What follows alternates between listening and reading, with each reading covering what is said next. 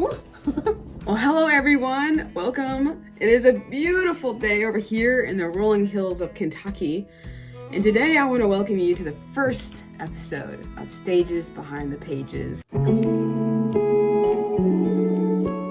In this episode, I want to share with you some of the first steps I take before embarking on the journey of illustrating a children's story. And yes, I say embarking because it can take a long time. Usually, sometimes 6 weeks, sometimes 3 months, and sometimes 6 months or more.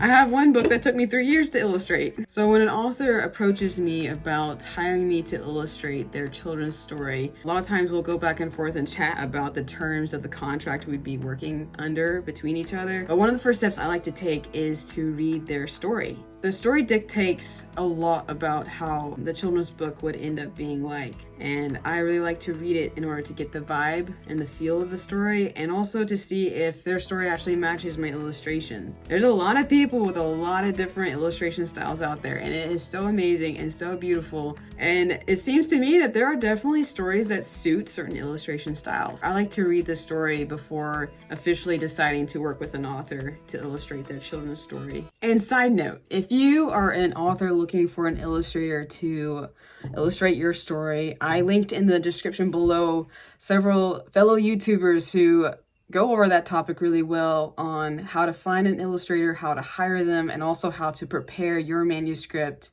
to be finalized and finished and ready for an illustrator. So we can go down there and check those out. Okay, so back to reading the story, the manuscript, Heather Carter's story of Sadie Stitches. When I first read the story, I loved it. It's fun, it's rhyming, it has a really good moral behind it. It's and also just absolutely adorable. It's just really well done. And it was well edited, which is always a compliment to read a well edited story. And also, if you want to watch the trailer for Sadie Stitch's storybook, I'll put that also in the description below if you want to check that out. During the times when me and the author were figuring out how we want to illustrate the story and all the different things you have to go through to figure out before you can get started on little storyboarding and illustrating the actual art, we decided we were picking out a style we wanted to do. I personally have several styles I like to work in. Some are a bit looser than others.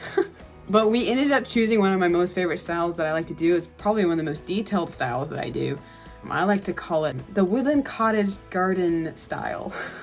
It usually has a lot of art and flowers in it, and I just really love drawing that kind of stuff. Okay, so interesting thing about this story is the author, when she first sent it to me, she was envisioning it as the characters were people. But she actually came back to me later, this was before we even started the art, so it was totally cool, totally kosher. She was like, hey, actually a lot of my friends and my children, when they read the story, they saw woodland animals. And I got so excited when I heard that because that's like my forte. I love doing woodland animals. I mean, I like doing people too. I don't know why they're harder for me to draw. Maybe it's the hands. I can never conquer hands. Guys, I've been illustrating professionally for, since 2012. And I still can't do human hands. It's so hard. I mean, I can do them. It just takes me like 10 extra minutes than it should. Maybe I need a class. Okay, so when they decided they wanted to do woodland animals, there was this debate on what kind of animal they wanted. And guess which animal they decided on? Drum roll, please. I should have a drum in here or something for that. Well, they actually couldn't decide. Some wanted bunnies and some wanted chipmunks. So, in order to appease this conflict, I drew both. Side note, also, if you did see the trailer already, you probably already know what character I chose because the art is in the trailer. So sorry for you all.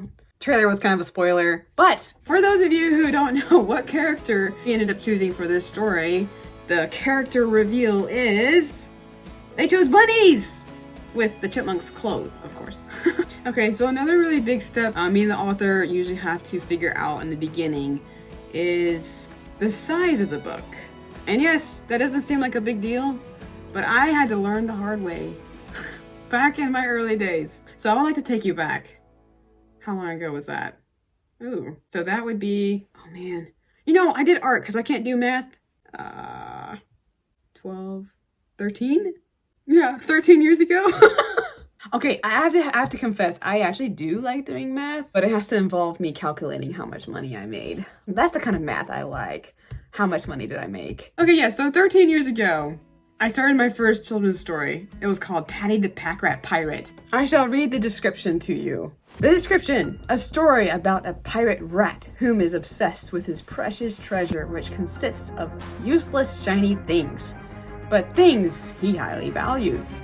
But then in the end of the story, Patty has to choose between his treasure and a little mousy stowaway on his ship. Anyway, it's a great story. It's my grandmother's favorite. One of the rookie mistakes I made with this story is I created all the art, I wrote the whole story, and I did all of this without choosing a book size. And because of that, I had art that was long and art that was vertical, and none of it would fit in anything without cutting huge portions of the art out. So I had to settle with a square book. It pretty much solved all the problems I had, mostly anyway. Back to picking a size to a book, me and the author ended up choosing a landscape size. It's 11 by 8.5 inches, and it's the same size as this book right here, which honestly, it is one of my favorite sizes. I don't think is quite as popular of a size. I think more vertical shapes are more popular, like maybe one like this. More size options for vertical books, which I find that kind of interesting. So a horizontal book is definitely one of my favorites. I think they are absolutely fantastic for getting the reader involved in the story. Let me see if I can find a good page here. What's a good one here? Okay, let's do a beginning one. This is a really sad book. I don't want to do a sad scene. Okay, here we go. So see, look at this. You like totally, it's like almost takes up all your line of vision. So with these landscape books, I love them because of just the real estate there is to put art on it. It's so fun. I kind of akin it to when you have this movie you're so excited about, you're gonna watch it, and it's coming out in theaters, and then that day comes and you go to the theater and the screen is so big and the story hopefully is really good. And then when you come out of the theater after the story is done, you're just like all disoriented. You know the word I'm trying to use. And you're like, whoa, it's dark outside, and whoa, where's my car? And you're so like into the story that when you come back out of it, you're like, oh, that's right, real life. Oh, so I feel like when the book is this big, the page is huge, and the art is beautiful, I like to think it does that at least a little bit, kind of like the movie theater. So that's why I really, really like this size. There is one con, I would say, to this book size. It's really hard, it's really difficult sometimes to stick it on a bookshelf. A lot of times it sticks out, and it's kind of annoying looking when you have all these nice little line of books and that one's just like popping right out of there.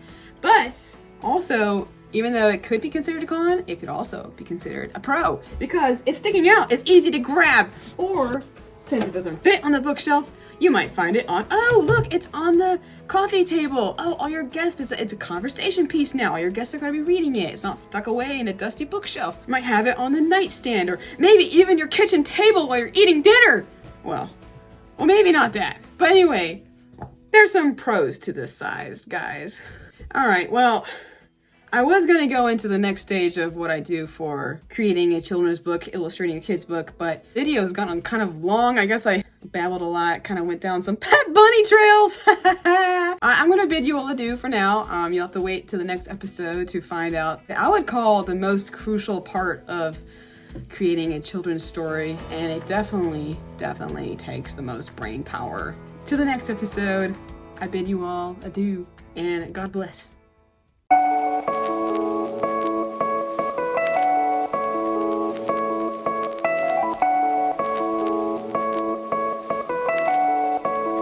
1, 2, 3.